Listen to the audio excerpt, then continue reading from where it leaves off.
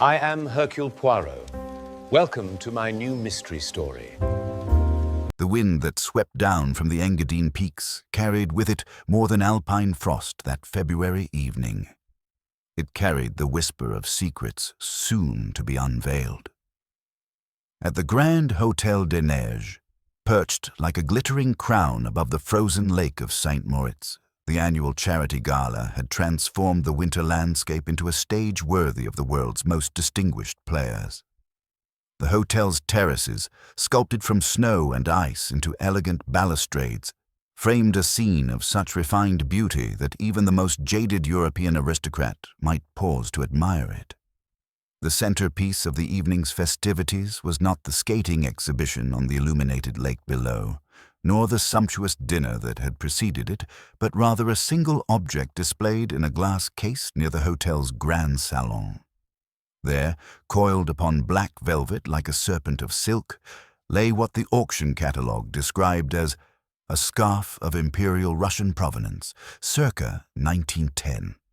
The blood-red silk seemed to pulse with its own inner fire, its surface embroidered at each end with delicate white stars that caught the light like fallen snow. Sir Alistair Blackwood, the evening's chief patron and a man whose shipping fortune had purchased him considerable influence in London society, stood before the display case with the satisfaction of a collector who knows the value of what he possesses. His fiancée, Miss Cora Lytton, moved beside him with the fluid grace of a woman accustomed to being admired. At 24, she possessed that particular combination of beauty and intelligence that made her equally at home in a ballroom or boardroom, though tonight she seemed preoccupied with something beyond the evening's festivities. "The provenance is quite genuine, I assure you," Sir Alistair was saying to a small gathering of potential bidders. "The documentation traces its ownership through 3 noble houses before it came to us through, shall we say, unfortunate circumstances. Madame Irina Volkova, a woman whose past was as carefully draped as her present appearance in black velvet and pearls, observed this exchange with the stillness of a hawk watching prey. Her face bore the refined devastation of Russian nobility that had survived revolution but never quite recovered from it. When she spoke, her voice carried the weight of old grief and newer determination. "Documentation," she said with quiet precision, "can be forged more easily than memories, Sir Alistair. That scarf belonged to my grandmother, the Grand Duchess Elisaveta. I would know its touch in darkness." The tension that followed her words was as palpable as the alpine cold seeping through the hotel's grand windows.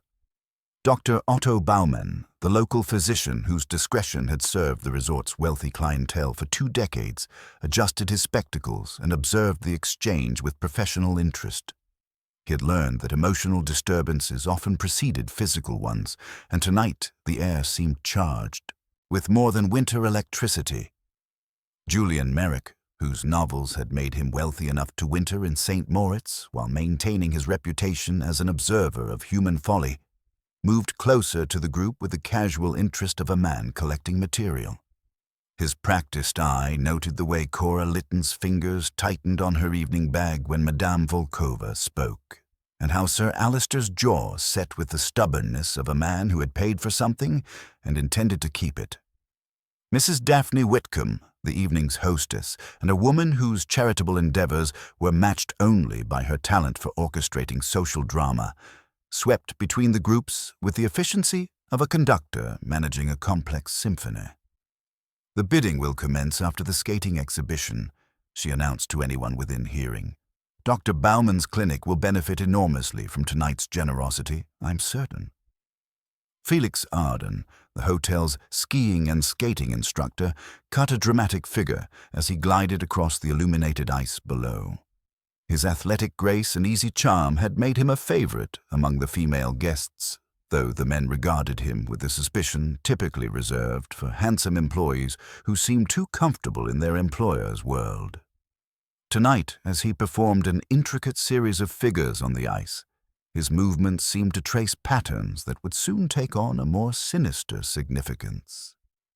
As the evening progressed, the weather outside began to mirror the growing tension within the hotel's warm confines. Snow began to fall in earnest, and Dr. Baumann, glancing toward the windows, remarked to no one in particular, "We are in for a proper storm. The roads will be impassable by morning." It was then, as the band struck up a waltz and the guests began to drift toward the auction area, that the first scream pierced the alpine night. The sound came from the direction of the skating lake, where the exhibition had concluded and the ice lay empty beneath its circle of lights. A second scream followed, this one edged with a particular horror that comes from discovering something that should not exist. The guests pressed against the windows in a rustle of silk and murmured exclamations. What they saw on the ice below would be etched in their memories long after the Swiss courts had rendered their final judgment. Miss Cora Lytton lay motionless near the edge of the rink, her white skating costume stark against the fresh snow. Around her throat, wound twice and knotted with deliberate precision, was the blood-red scarf that minutes before had rested safely in its glass case. Sir Alistair was the first to reach the ice, his evening shoes sliding treacherously on the frozen surface. Felix Arden was close behind, his professional familiarity with the terrain allowing him to reach the body first. Dr. Baumann followed with the measured pace of a man who had seen death in many forms, but never quite like this. "Don't disturb anything," the doctor commanded, as he knelt beside the still form. His examination was brief but thorough, conducted with the clinical detachment that had served him well in his profession. When he rose, his face was grave. "She has been dead perhaps an hour. The cold makes precision difficult, but the cause is clear enough." Inspector Hans Müller of the local constabulary arrived within minutes, his heavy coat dusted with snow, and his expression set in the lines of a man facing the most complex case of his career. The hotel's guest registry read like a diplomatic directory, and he understood immediately that this investigation would require delicacy beyond his considerable experience. As the body was carefully removed from the ice and the crime scene secured, Inspector Müller made a decision that would prove both wise and necessary. He placed a telephone call to London, specifically requesting the assistance of a detective whose reputation for solving impossible cases had reached even the remote valleys of the Swiss Alps. "Hercule Poirot," he said into the telephone, his English carefully measured. "Yes, I understand. He is currently in Switzerland.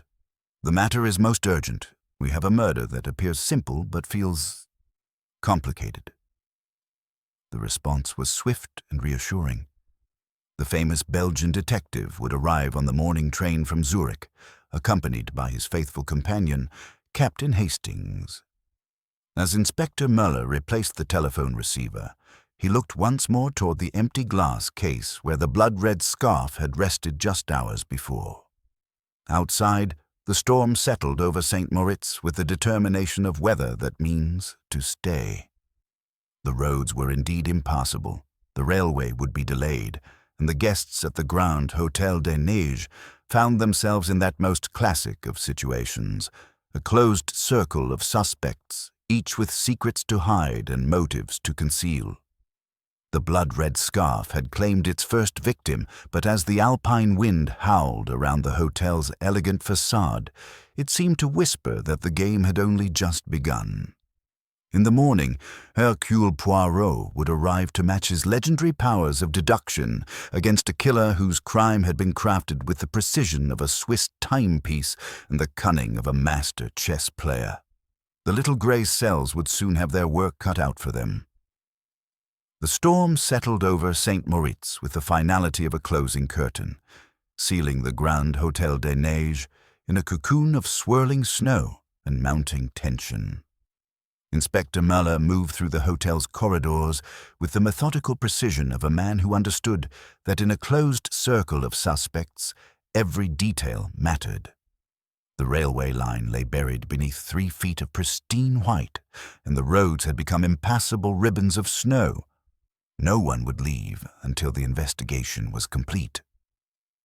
In the hotel's small medical facility, Dr. Baumann completed his examination of Miss Cora Lytton's body with the clinical detachment that had served him well through 2 decades of treating the wealthy and their ailments. His findings, however, revealed complications that transformed the apparent crime of passion into something far more sinister. "Inspector," he reported, removing his spectacles with a gesture of weary precision, "death occurred between 9 and 10 o'clock, as we suspected. Strangulation by the scarf, applied with considerable force. But there is something more. A contusion on the back of her head, consistent with a blow from a blunt object. Not severe enough to cause death, but sufficient to render her unconscious." Muller's pen paused above his notebook. "You suggest she was struck first?" "I'm certain of it. There are no defensive wounds, no signs of struggle. The scarf was applied to an unconscious victim. This was not a crime of passion, Inspector. It was premeditated murder." This revelation cast the evening's events in an entirely different light. Someone had planned Miss Lytton's death with careful deliberation, using the charity gala and the contested scarf as both opportunity and weapon. The killer had struck her unconscious, then strangled her with the very object that had sparked such heated discussion earlier in the evening.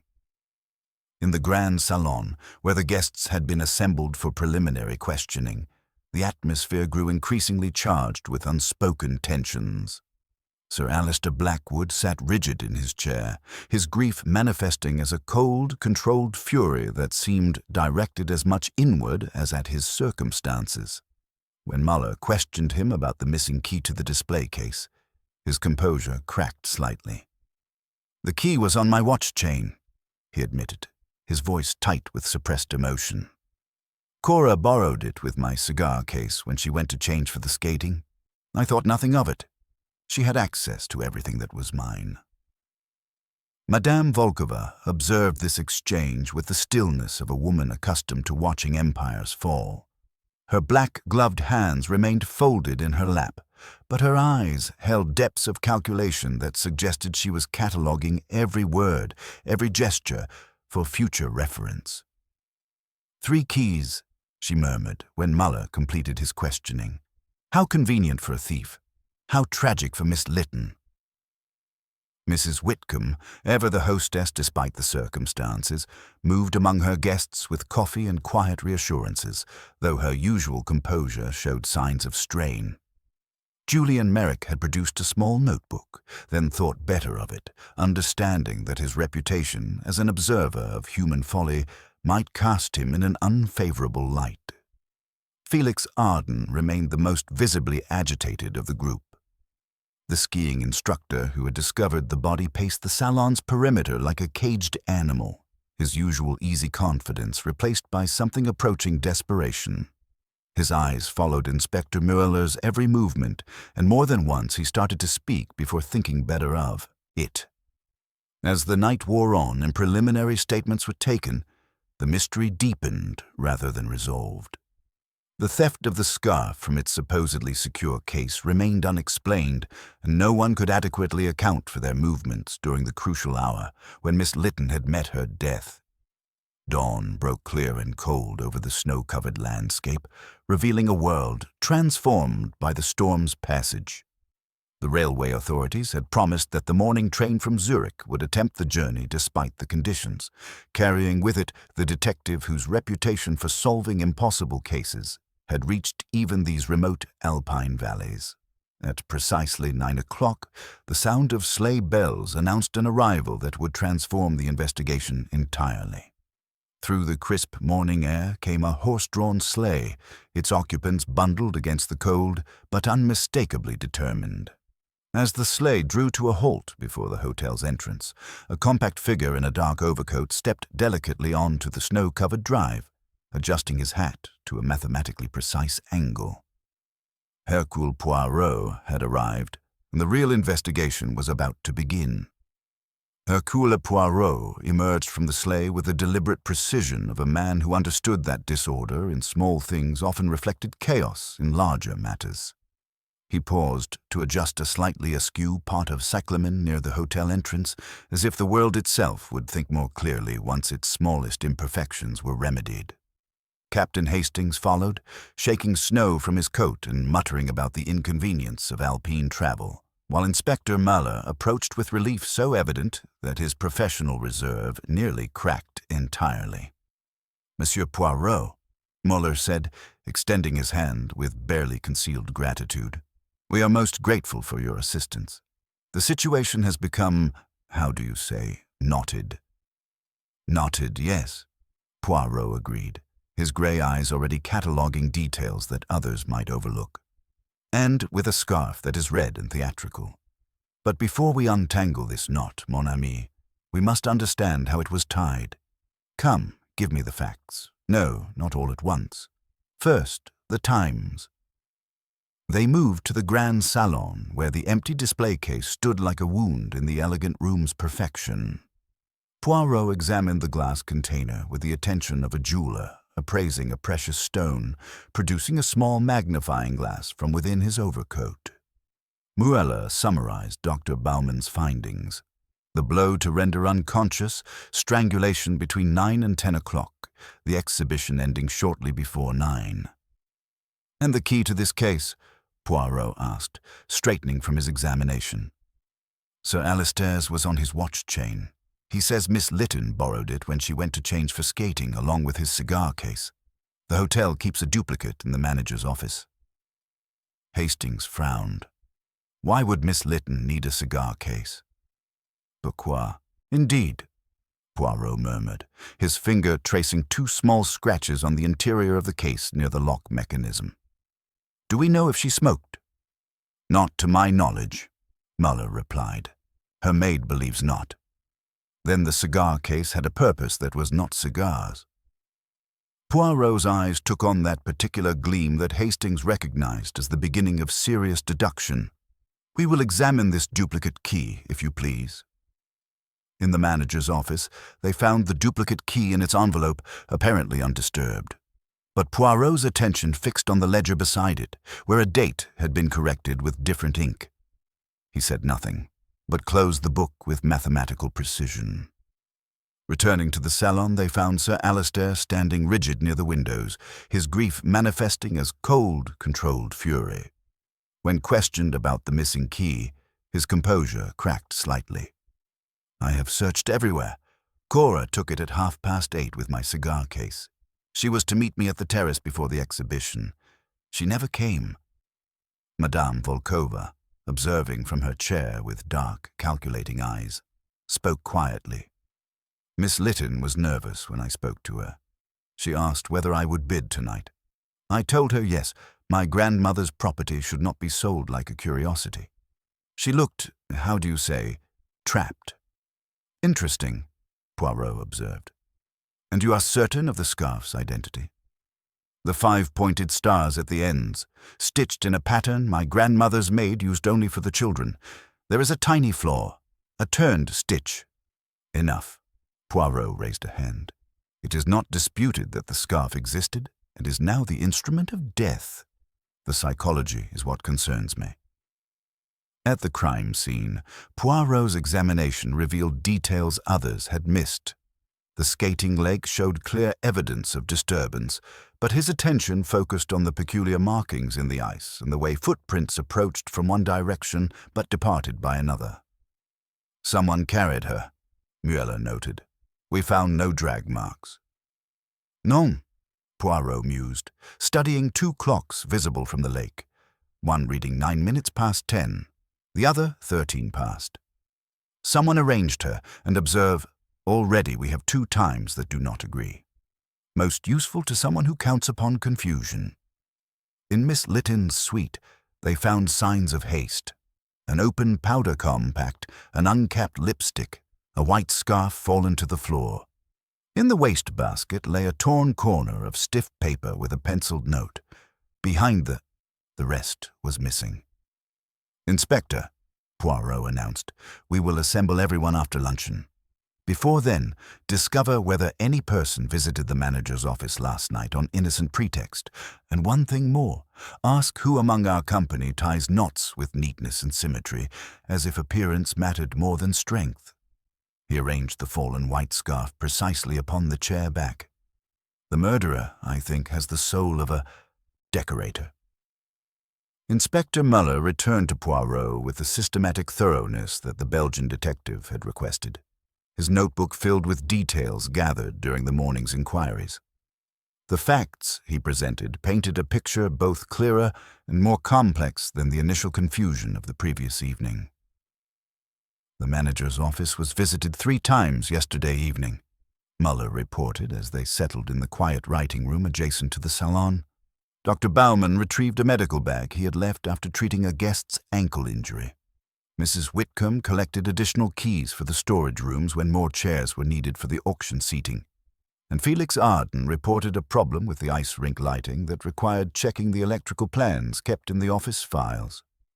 Poirot's grey eyes sharpened with interest. 3 legitimate reasons to be near the duplicate key, most convenient for someone with less legitimate purposes. And what of this mysterious visitor the night concierge mentioned? Ah, yes.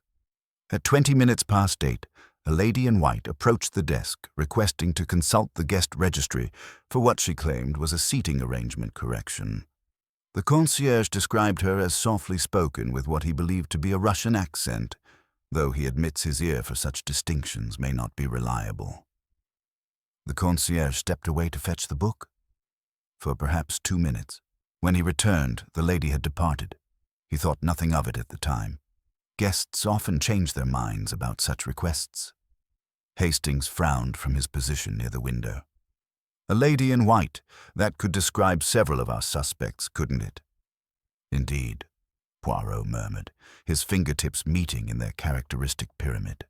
Miss Lytton wore white for skating, Mrs. Whitcomb sported white ermine, and yet the accent suggests otherwise. We shall explore this further. The individual interviews that followed revealed layers of complexity beneath the surface of grief and shock. Felix Arden, summoned first to the writing room, displayed the restless energy of a man accustomed to physical activity, now forced into stillness. When Poirot requested a demonstration of knot-tying using a length of cord from the hotel's drapery, the young instructor's fingers moved with practiced precision, creating a symmetrical reef knot with perfectly aligned tail ends. "Your work requires such precision?" Poirot inquired, studying the knot with professional interest.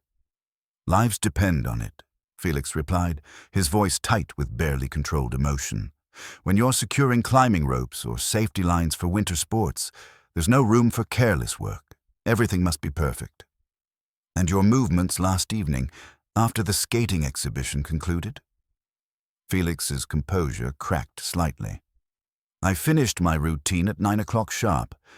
Mrs. Whitcomb insists on punctuality. I went to the equipment room to change my gloves. The lining had become wet. When I returned to help clear the ice, I heard something, a sound like rhythmic tapping against the ice surface. 3 deliberate taps, then silence. That's when I found her." The young man's obvious distress seemed genuine, yet Poirot noted how his eyes avoided direct contact when discussing Miss Lytton. There were depths here that required further exploration. Mrs. Whitcomb, interviewed next, maintained her composure with the skill of a practiced hostess, though stress showed in the precise way she arranged her gloves and handbag. She confirmed her visits to the manager's office and admitted to correcting a date in the ledger, a simple clerical error by the junior staff, but denied any knowledge of the duplicate key's whereabouts. The concierge's description of a lady in white with an accent, Poirot mentioned casually. "You wore white ermine yesterday evening." "I did indeed, but softly spoken. Monsieur Poirot, I have organized charity events in 3 capitals. My voice carries to the back of any ballroom." Madame Volkova's interview proved most illuminating. When questioned about her knowledge of the scarf's unique characteristics, she described with precise detail a tiny flaw in the embroidery. A turned stitch at the 5th star from the left on the lower edge, where my grandmother's seamstress made a small error that was never corrected. And you would recognize this flaw even in poor light. I would know it by touch alone, she replied with quiet certainty. Some things become part of one's very soul, Monsieur Poirot. Dr. Baumann's examination of the crime scene had yielded one additional detail that proved significant. Traces of violet leaf perfume lingered on the scarf's ends, preserved by the alpine cold. An old-fashioned scent, he noted, not commonly worn by young ladies these days. As the afternoon progressed, Inspector Muller's suspicions increasingly focused on Felix Arden. The young instructor had opportunity, skill with knots, and obvious emotional investment in the victim. His discovery of the body could easily be explained as a killer returning to ensure his work was complete. The case seems clear enough, Muller confided to Poirot as they prepared for the evening's final interviews. Arden had access, motive, and means. His alibi during the crucial period is thin at best. Poirot, however, remained thoughtful, his eyes holding that particular gleam that Hastings recognized as the sign of deeper contemplation. The obvious solution, mon ami, is often the most dangerous trap for the unwary investigator. Yes, Monsieur Arden appears guilty, perhaps too perfectly so. We shall gather everyone after dinner. The time has come to separate truth from carefully constructed illusion. The little gray cells were working now, sifting through the accumulated evidence with the precision of a master craftsman. The blood-red scarf had claimed its victim, but the true nature of the crime remained hidden beneath layers of misdirection and carefully planted clues. Tonight, Hercule Poirot would begin to unravel the real mystery that lay beneath the surface of this alpine tragedy. The evening gathering in the Grand Salon carried the weight of expectation and barely concealed fear. Inspector Muller had arranged the chairs in a precise semicircle, positioning each suspect where Poirot could observe their every gesture and reaction. The Belgian detective stood before the assembled company with characteristic composure, his grey eyes moving systematically from one face to another as if reading chapters in a complex book of human nature. Sir Alister sat rigid near the fireplace, his grief manifesting as cold, controlled fury. Madame Volkova maintained her regal bearing despite the circumstances, her dark eyes holding depths of calculation that suggested she was cataloguing every word for future consideration. Mrs. Whitcomb fidgeted with her ermine muff, her usual hostess confidence shaken by events beyond her control. Julian Merrick observed the proceedings with professional interest, though he had wisely abandoned his note-taking. Felix Arden occupied the chair closest to the constable, his face pale with the strain of impending accusation. Inspector Muller cleared his throat and consulted his notebook with the satisfaction of a man who believed his case was complete. "The evidence against Herr Arden is compelling," he began, his voice carrying official authority. "He discovered the body, possesses the skills necessary to tie the fatal knot with such precision, and had both opportunity and apparent motive. Several witnesses observed him speaking with Miss Lytton in what appeared to be heated conversation earlier in the day near the ski slopes." Felix's composure cracked slightly. "It wasn't heated. Cora was upset about something, but not with me. I was trying to comfort her." "Ah," Poirot interjected gently, his voice carrying the quiet authority that had solved countless mysteries. "And what, precisely, had disturbed the young lady?" "She wouldn't say exactly. Something about feeling trapped, about people not being who they seemed. She asked if I thought someone could love a person enough to protect them from the truth." Muller continued his presentation with methodical precision. "The timing places Arden on the ice during the crucial period. His alibi for changing gloves in the equipment room cannot be verified, and the tapping sounds he claims to have heard could easily be fabrication designed to deflect suspicion." "Indeed," Poirot murmured, moving to straighten a slightly askew chair with mathematical precision. "The evidence, as you present it, Inspector, forms a most compelling portrait. perhaps too compelling for the comfort of these little grey cells. Before Muller could respond, a porter entered and whispered urgently in his ear. The inspector's expression shifted from confidence to grim satisfaction as he excused himself briefly. When he returned, he carried a flat leather case the colour of bitter chocolate. Sir Alister took an involuntary step forward. My cigar case. Muller opened it with careful precision, revealing the small brass key to the display cabinet resting on the pale suede lining. A collective intake of breath rippled through the room.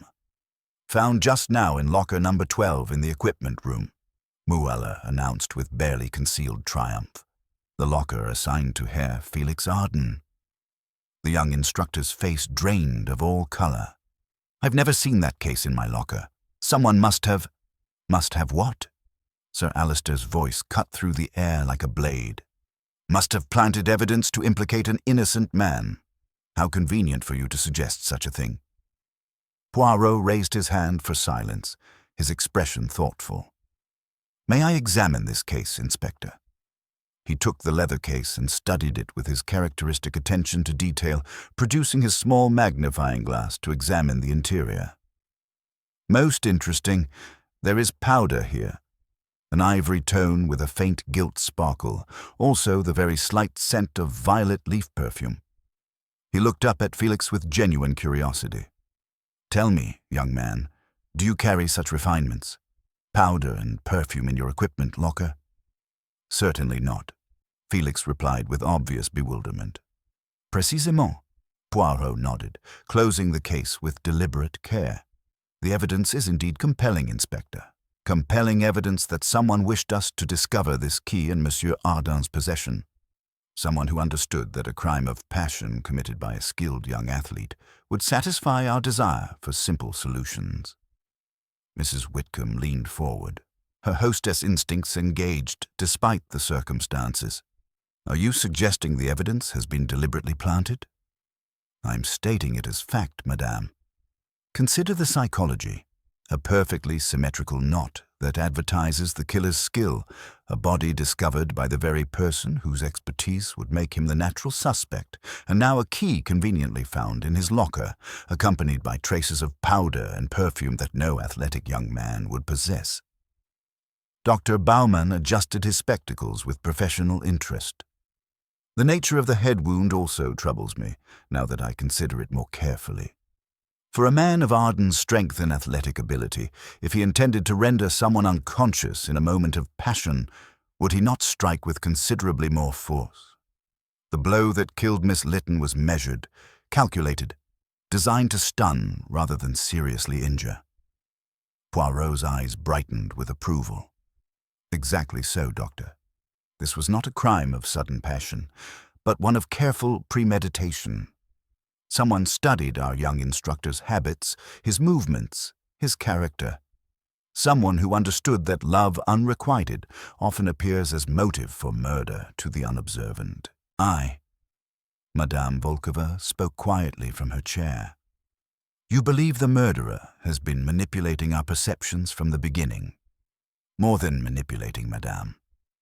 Orchestrating.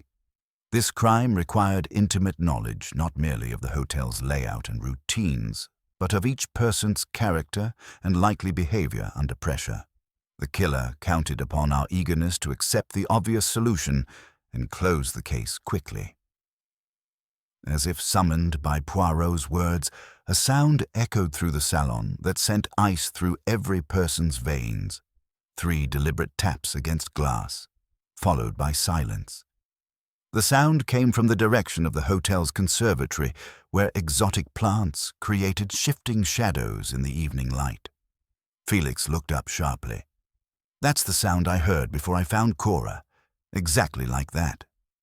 Poirot's composure cracked for the first time since his arrival. Mon Dieu, the killer grows bold or desperate. Inspector, we must investigate immediately, but with great caution. Someone is still playing this deadly game. They moved as a group toward the conservatory, their footsteps echoing in the marble corridors. The tapping had ceased, but the glass-walled room showed signs of recent disturbance. A potted cyclamen had been moved aside, revealing beneath it a small piece of paper that completed the fragment found in Miss Lytton's room. Behind the cyclamen, 9:45. A rendezvous? Poirot murmured, examining the complete message. Miss Lytton was lured to a meeting that became her death, but the killer has returned tonight to retrieve something they could not risk leaving behind. As they returned to the salon, the atmosphere had shifted from formal inquiry to genuine fear.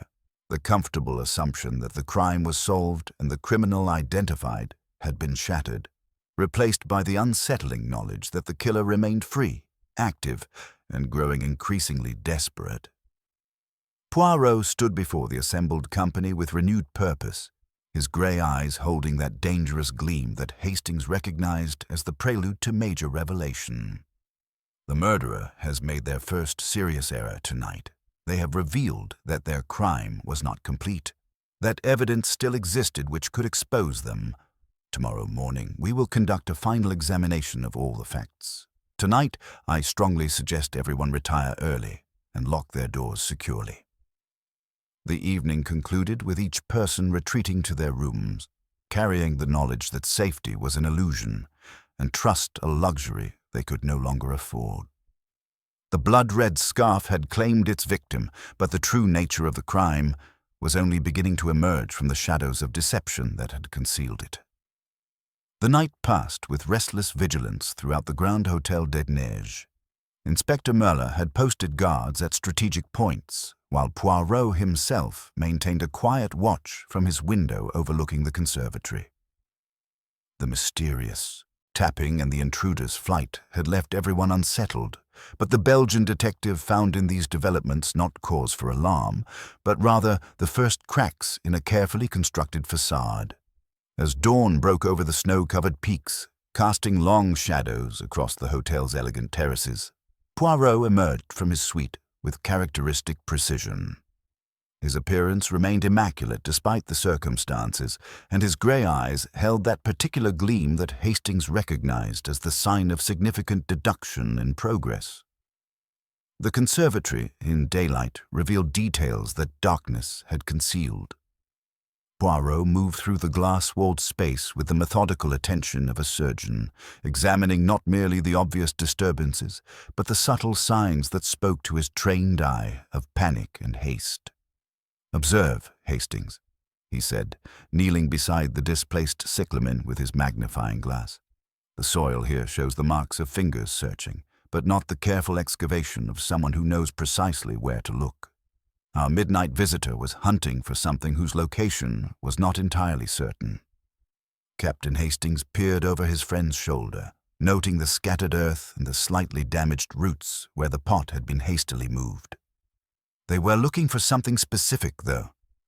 Précisément, and in their haste, they have left us a gift." Poirot's attention focused on a tiny fragment caught in the cyclamen's lower leaves, a sliver of what appeared to be mother-of-pearl, no larger than a grain of rice, but gleaming with an unmistakable iridescent quality. With infinite care, he extracted it using his penknife and placed it in a small glass vial. Dr. Baumann, arriving for his morning rounds, paused to observe Poirot's meticulous work. "You have found something significant, Monsieur Poirot." "Perhaps the most significant clue yet, Doctor. This fragment tells us several things about our midnight visitor. First, that they carry or wear something made of mother-of-pearl, an expensive material suggesting refinement and means. Second, that their search was urgent enough to cause damage to a delicate ornament. Third, that they failed to retrieve whatever they sought." Inspector Muller joined them, his expression grim. The night concierge reports another incident. Someone telephoned claiming to be Dr. Baumann, requesting immediate medical supplies for a guest emergency. When the concierge went to fetch the supplies, he found the call had been terminated and no emergency existed. Dr. Baumann frowned. "I made no such call. This is the second time my name has been used to create a diversion." "Exactly so," Poirot nodded, rising from his examination. "Our killer understands the value of misdirection and is not hesitant to use it repeatedly. but each deception reveals more about their methods and their desperation. As they moved through the hotel's corridors, Poirot began to articulate the pattern he saw, emerging from the scattered evidence. Consider the psychology. Mes amis. We have a killer who plants evidence with theatrical precision, the key in Monsieur Ardin's locker, arranged with powder and perfume to suggest feminine involvement. We have someone who creates diversions using respected names and medical emergencies. We have a person who returns to crime scenes under cover of darkness, yet leaves behind traces of expensive personal items. Mrs. Whitcomb approached them in the main corridor, her usual hostess composure showing signs of strain. Monsieur Poirot, I must ask, are we safe? The thought that someone moved through the hotel last night, searching, planning, it's most unsettling. You're quite safe, madame, provided you take reasonable precautions.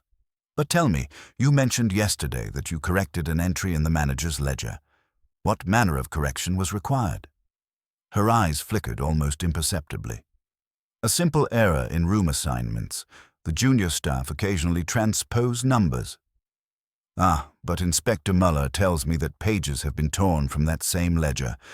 Most curious that someone would remove evidence of clerical errors, non? The tension in Mrs. Whitcomb's bearing increased noticeably, though she maintained her composed exterior. I cannot imagine why anyone would do such a thing. Felix Arden appeared at the far end of the corridor, his athletic frame moving with less than his usual confident grace. The young instructor's eyes darted between the assembled group and the conservatory entrance, and Poirot noted how his hands unconsciously clenched and unclenched at his sides. Monsieur Ardin, Poirot called pleasantly. A moment, if you please. I'm curious about the tapping sounds you heard before discovering Miss Lytton's body. Could you demonstrate the rhythm for us? Felix's face paled slightly, but he complied, tapping 3 measured beats against the corridor wall. The sound echoed distinctly through the marble hallways. Interesting, Poirot mused. The same rhythm we heard last evening. It suggests either remarkable coincidence or deliberate repetition. Tell me, in your professional experience with winter sports, what might cause such a sound on ice? Ice picks when testing surface conditions, Felix replied hesitantly. Or someone tapping a signal. A signal, yes. Most illuminating. Poirot's grey eyes studied the young man with renewed interest. And you are certain you heard this sound coming from the direction of the skating lake? Yes, I believe so. The acoustics in these mountains can be deceiving. Sir Alistair emerged from the dining room, his grief-stricken bearing unchanged, but his eyes holding a new wariness. Inspector Muller, I must insist on knowing when this investigation will conclude. The circumstances are becoming intolerable. Soon, Sir Alistair, Poirot interjected smoothly. Very soon, all will be made clear. But first, I require one final examination of the evidence, and then we shall gather everyone for what I believe will be the conclusive discussion. As the group began to disperse, Poirot caught Hastings' arm and spoke quietly. The killer grows desperate, mon ami. Each attempt to cover their tracks reveals more of their true nature. Tonight, we shall assemble everyone and begin the psychological game in earnest. The little grey cells have identified the pattern. Now we must force our quarry to reveal themselves through their own actions. The morning had brought new evidence and deepened the mystery, but Hercule Poirot moved with the confidence of a man who saw the solution taking shape. The blood-red scarf had claimed its victim, but the true crime lay buried beneath layers of deception that were finally beginning to unravel. The game was entering its most crucial phase, where psychology would prove more powerful than physical evidence, and where the killer's own vanity and desperation would become their downfall. The afternoon brought with it the methodical precision that characterized Hercule Poirot's most successful investigations. While Inspector Muller continued his conventional police work, the Belgian detective employed his own unique approach, understanding that the psychological landscape of this crime held more significance than any physical evidence yet discovered. Julian Merrick proved an invaluable observer when summoned to the small writing room adjacent to the salon. The novelist's trained eye for human behavior had catalogued details that others had overlooked entirely. "You observe, Monsieur Merrick," Poirot said pleasantly, settling into his chair with characteristic precision. "It is your profession, no? Tell me what you saw yesterday evening, not the dramatic moments, but the small ones that reveal character." Merrick's expression sharpened with professional interest. "Small details. Yes. At 8:30, I passed Miss Lytton at the writing desk in the lounge. She was tearing something, a letter or document, and slipping half into her evening bag. When she noticed me watching, she smiled rather bravely, as if caught in some necessary but unpleasant task. Most illuminating. Continue. Just before 9 o'clock, I observed Mrs. Whitcomb emerging from the manager's office, carrying what appeared to be a ledger and several keys. She wore her white ermine wrap and seemed purposeful. There was also a scent about her, violet leaf perfume, quite distinctive. It reminded me of descriptions I once wrote of Petersburg winters. Poirot's grey eyes brightened with that particular gleam that Hastings recognized as significant deduction in progress. "Violet leaf, you say? You are certain of this detail?" "As certain as a writer dares to be about sensory impressions." When Merrick departed, Poirot made a request that seemed innocuous, but proved revelatory. Under the pretense of checking glove fittings for the evening's memorial photographs, he arranged to examine each lady's evening accessories. The results proved most instructive. Madame Volkova's black kid gloves were immaculate, their tiny pearl buttons intact and unmarked. Mrs. Whitcomb's ivory suede gloves, however, told a different story. The right glove showed a missing button at the wrist, and the remaining button displayed a distinctive chip along one edge, a chip that corresponded precisely to the mother-of-pearl fragment Poirot had discovered in the conservatory. "An unfortunate accident, madame?" Poirot inquired with gentle courtesy when Mrs. Whitcomb collected her gloves. "Those dreadful plant arrangements," she replied with practiced ease. "I'm forever catching my accessories on the fern baskets. I must have it repaired properly." Yet Poirot's trained eye noted the fresh thread ends where a button had been hastily removed and resewn, then removed again, the work of someone attempting to conceal evidence while maintaining appearances. Dr. Bauman's arrival brought additional confirmation of the detective's growing theory. The physician had made a disturbing discovery during his afternoon rounds. "Monsieur Poirot, I have found something that troubles me greatly. While checking the medical supplies in my office, I discovered that several items are missing, specifically a small vial of chloral hydrate and a surgical blade. Both disappeared sometime yesterday evening." "Chloral hydrate," Poirot mused, "sufficient to render someone unconscious without leaving obvious traces." "Precisely. Combined with the head wound I observed, it suggests the victim was drugged before being struck and strangled. This was no crime of passion, but a carefully orchestrated murder requiring medical knowledge and preparation." As the afternoon shadows lengthened, Inspector Muller arrived with evidence that had been rescued from the writing room fireplace, charred fragments of ledger pages that someone had attempted to destroy. The partially legible text revealed a forged entry, recording the removal of the duplicate key, signed with a clumsy approximation of the manager's handwriting. "The signature is wrong," Muller noted grimly. "The flourish is too elaborate, too studied. Someone practiced this forgery, but failed to capture the natural flow of the manager's hand." Poirot examined the fragments with his magnifying glass, noting additional details that spoke to his trained eye of haste and desperation. "Observe the ink blots, mes amis. They suggest someone unaccustomed to the hotel's fountain pens, someone whose hand trembled with nervousness during the forgery." As evening approached, Poirot stood before the windows overlooking the snow-covered landscape, his mind working with the precision of a Swiss timepiece.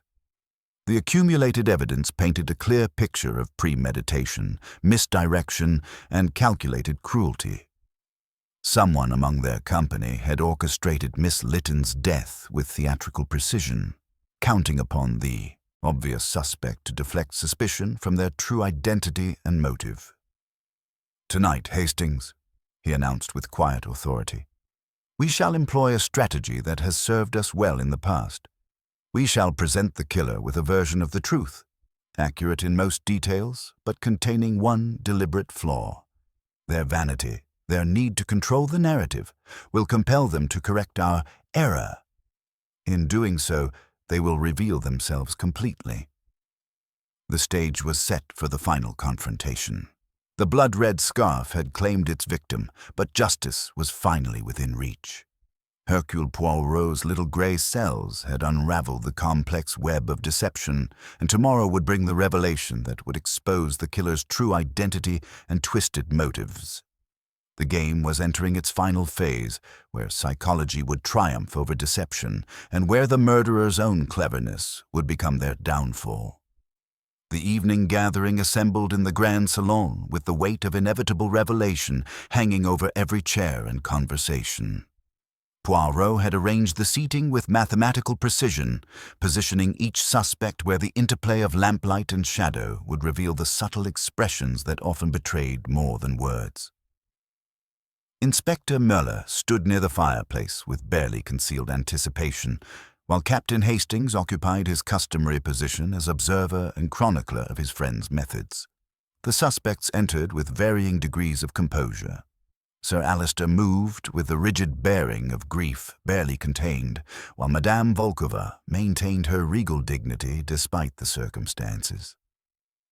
Mrs. Whitcomb bustled about with practiced hostess efficiency, ensuring everyone's comfort even as tension crackled through the alpine air.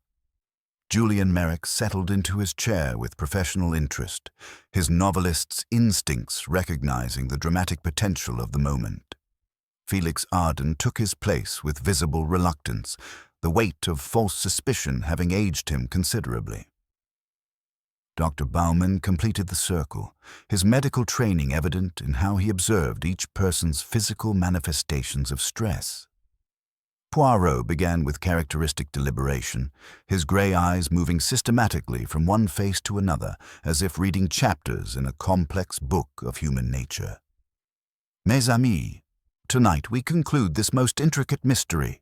The crime we investigate was born not of sudden passion, but of careful premeditation, executed with theatrical precision by someone who understood both the value of misdirection and the psychology of their intended victim."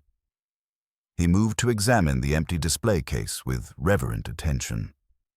"Let me reconstruct the events as they truly occurred. At 8:30, Miss Lytton received a note requesting a clandestine meeting.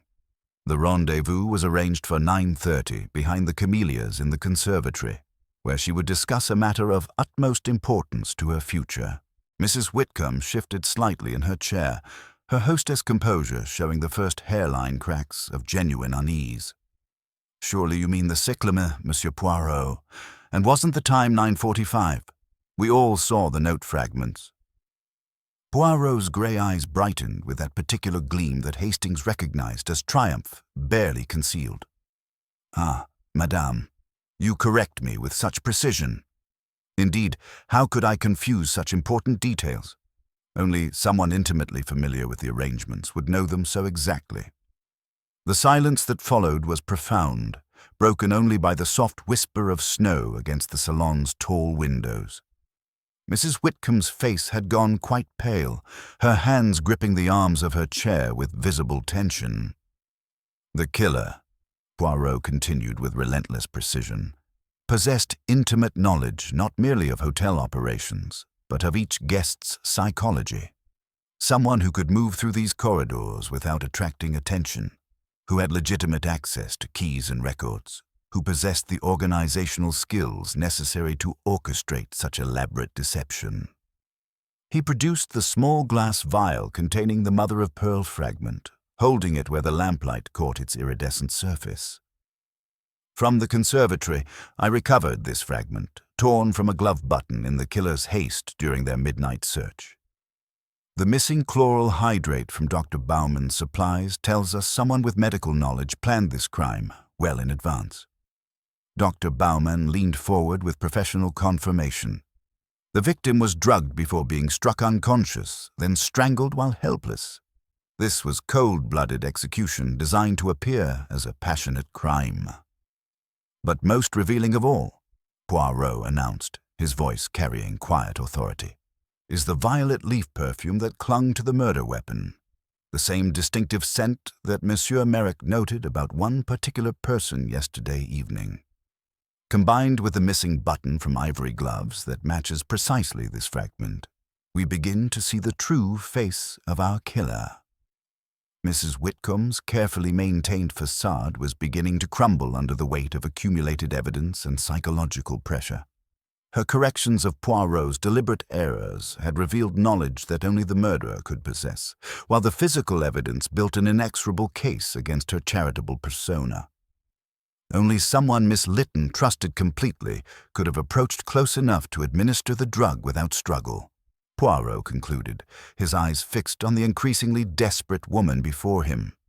Someone whose position granted access to private information about each guest's vulnerabilities, whose charitable work provided perfect cover for detailed planning. The trap was closing with Swiss precision, and Mrs. Daphne Whitcomb found herself caught in the web of her own elaborate deception. The psychological game had reached its crucial phase, where vanity and the need to maintain control would soon force the complete truth into the light. The silence that followed Poirot's accusation stretched taut as a violin string, each person in the salon holding their breath as Mrs. Whitcomb's carefully constructed facade began to show its first hairline cracks. Her hands, which had arranged countless charity events with meticulous precision, now trembled slightly as they gripped the arms of her chair.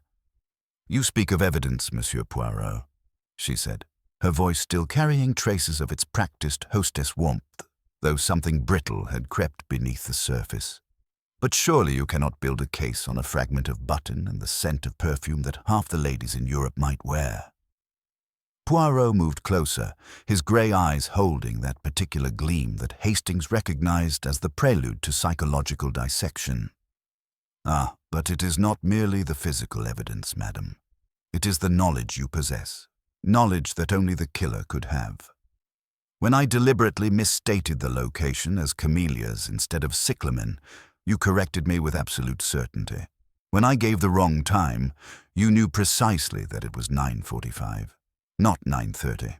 Such intimate familiarity with the arrangements suggests more than casual observation." Mrs. Whitcomb's composure wavered visibly. I organized the evening's events. Naturally, I would know such details." "But you did not organize the clandestine meeting in the conservatory, madame. That was arranged by the killer, yet you knew its precise particulars."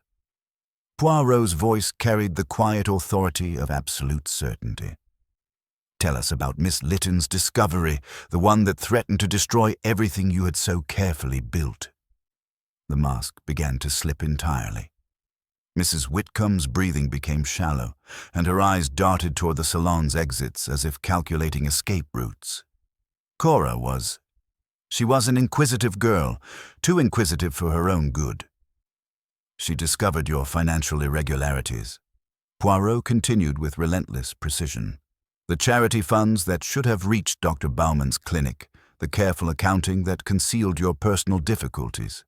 But more than that, she found evidence of a pattern stretching back years, didn't she?" Dr. Bauman's face showed the professional disappointment of a man whose life's work had been betrayed. "The clinic expansion fund," he said quietly. £20,000 that never arrived. Mrs. Whitcomb's laugh held no warmth, only the bitter sound of years of accumulated pressure finally finding release. "You understand nothing of the burden I've carried, the appearances that must be maintained, the social obligations that require constant funding. I fully intended to restore every penny once my own situation stabilized. But Miss Lytton would not wait for your convenience. Poirot observed. "She confronted you, threatened exposure unless you made immediate restitution, so you arranged the meeting in the conservatory, promising to discuss terms." "I meant only to reason with her," Mrs. Whitcomb said, her voice gaining strength as the truth began to pour forth. "To explain that scandal would help no one, that patience would serve everyone's interests better than precipitous action." Inspector Muller stepped forward, his notebook ready. But reasoning was not sufficient. She was so righteous, so certain of her moral superiority. The words came faster now, as if a dam had burst. She spoke of duty and conscience as if she understood the complexities of maintaining one's position in society. "I had worked decades to build my reputation, to create the connections that allowed me to do genuine good for worthy causes."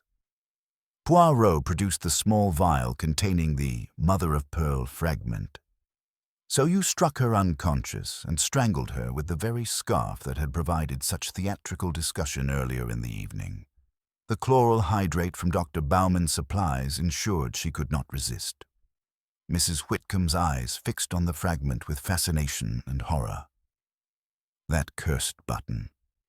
I felt it tear when I was searching the conservatory, but in the darkness I couldn't find it. I knew it would eventually betray me. The midnight search was not for Miss Lytton's hidden evidence, but to retrieve that fragment and anything else that might connect you to the crime," Poirot concluded. "But your vanity, your need to control every detail, led you to plant evidence implicating Felix Arden while using your own perfume and powder to create false trails." Sir Alister found his voice raw with grief and disbelief.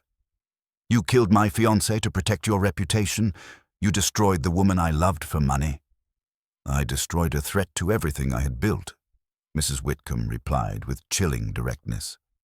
"Cora would have ruined not just me, but every charitable cause I supported, every worthy project that depended on my connections and influence.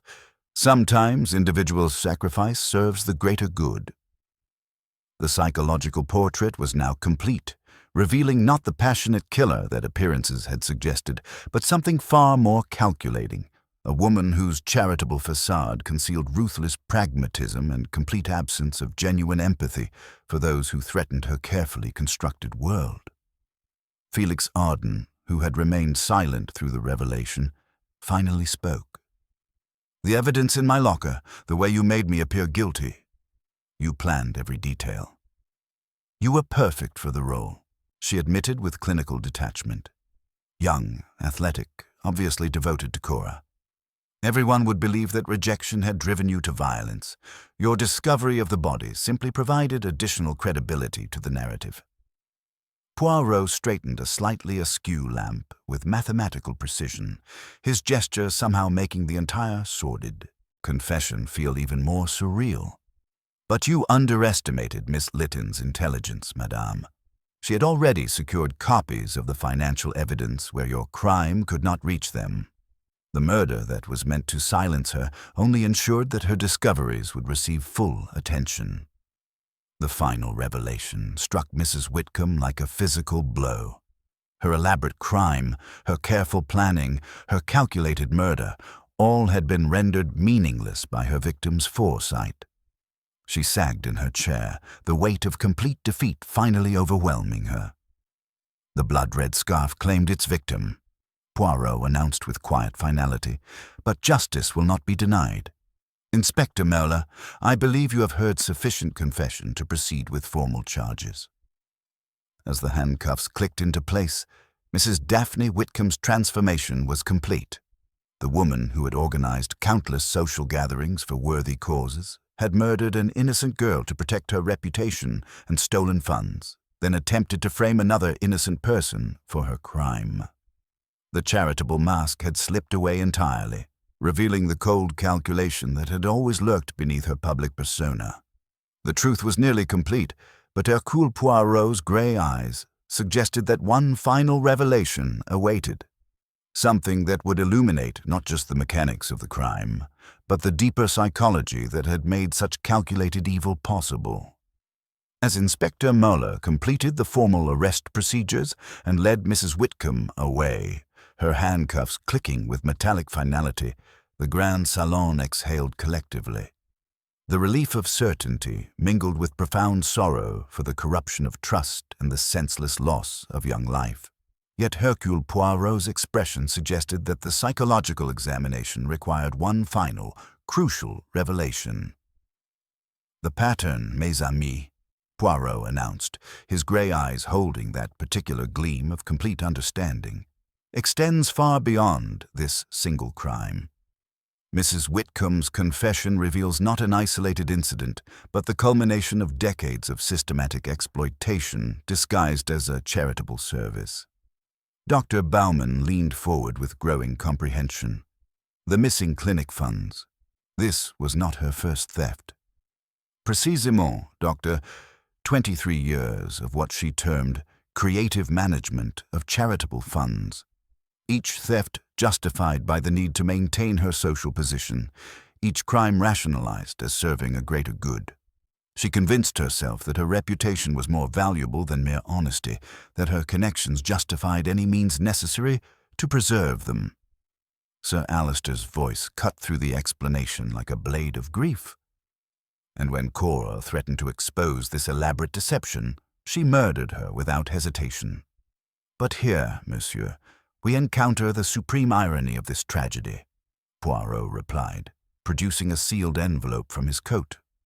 Miss Lytton was far more intelligent than her killer realized. Before attending the evening's festivities, she deposited this with the hotel manager, with instructions that it be opened should anything happen to her. The envelope's contents revealed the full scope of Cora Lytton's investigation, detailed documentation of Mrs. Whitcomb's financial irregularities spanning multiple charitable organizations, complete with supporting evidence and witness statements. More significantly, copies had been mailed to a trusted solicitor in London that very afternoon. She anticipated the danger, Poirot explained with quiet admiration. Miss Lytton understood that confronting such a calculating criminal carried mortal risk. Her preparations ensured that the truth would survive, even if she did not. Felix Arden, who had remained silent through much of the revelation, finally found his voice. Then her murder accomplished nothing. Mrs. Whitcomb killed her for no purpose. "Worse than no purpose," Poirot corrected. "The murder guaranteed that Miss Lytton's discoveries would receive the full attention of authorities. Had Mrs. Whitcomb simply confessed and made restitution, she might have faced disgrace but avoided the gallows. Instead, her calculated cruelty has sealed her fate completely."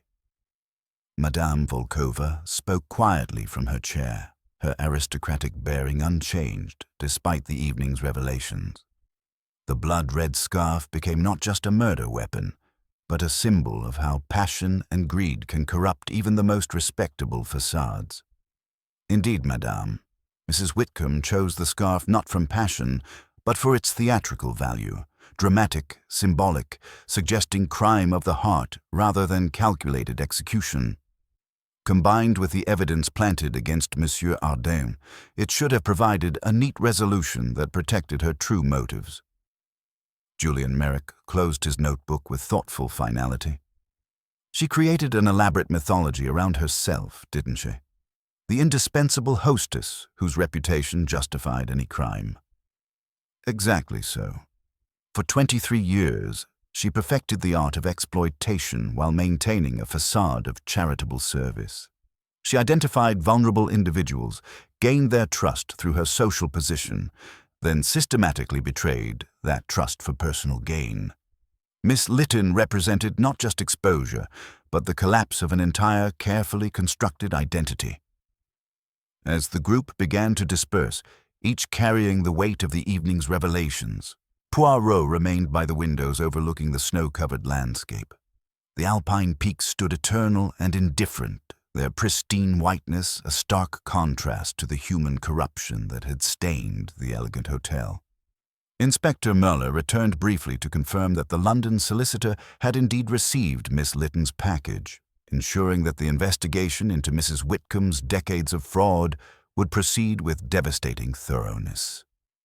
"Come, Hastings," Poirot said, softly, adjusting his hat to its characteristic precise angle. "We have witnessed a tragedy of ambition corrupted and trust betrayed. The little grey cells have done their work, but the human cost is always profound." As they moved toward the doors, Hastings glanced back at the empty display case where the blood-red scarf had rested just days before. "It seems almost innocent now," he murmured. Poirot's eyes held depths of weary wisdom. "Evil often wears the most respectable masks, mon ami, and speaks in the most reasonable voices. But truth, like fresh snow, reveals every footprint, even those we believe we have covered perfectly." The Grand Hôtel des Neiges settled into alpine silence, its elegant corridors forever marked by the memory of how calculated evil had masqueraded as charitable virtue, and how one young woman's courage had ensured that justice would ultimately prevail. The morning sun cast brilliant diamonds across the snow-covered peaks surrounding St. Moritz, transforming the alpine landscape into a crystalline masterpiece that seemed to cleanse the very air of the darkness that had stained the previous day. The Grand Hôtel des Neiges had returned to its customary elegance, though the events of the past week had left invisible scars on those who had witnessed the corruption of trust and the triumph of calculated evil over innocent life. Hercule Poirot stood in the conservatory where the investigation had reached its crucial turning point, his grey eyes contemplating the cyclamen that had concealed such damning evidence.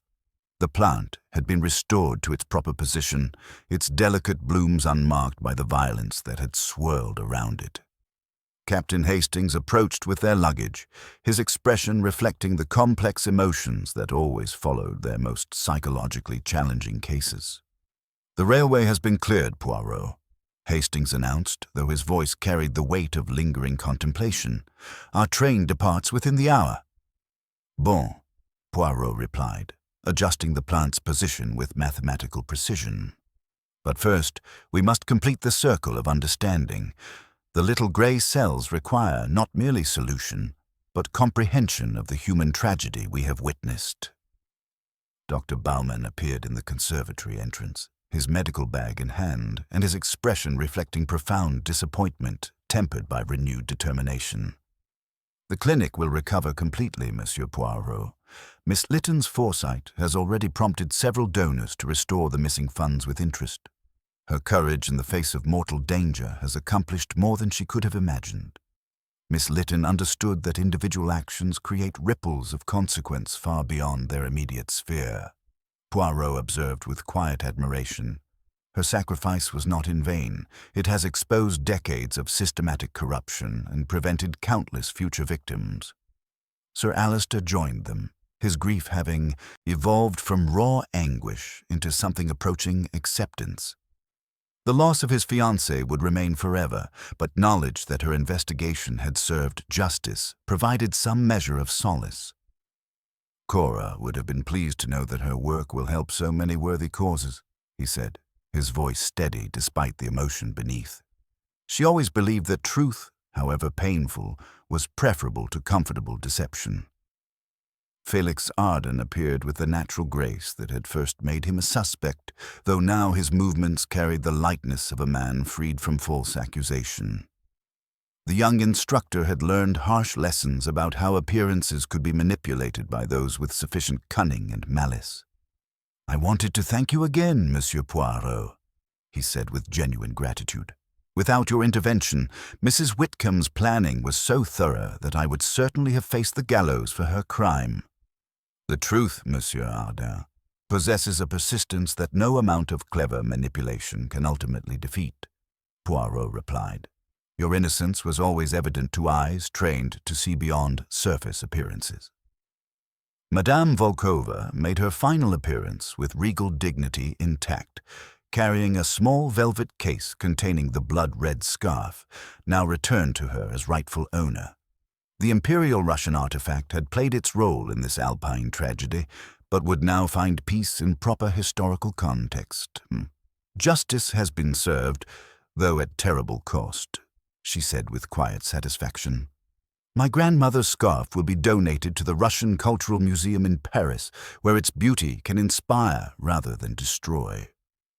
As they moved toward the hotel's entrance, Inspector Muller provided final confirmation that Mrs. Whitcomb's confession had been complete and legally binding.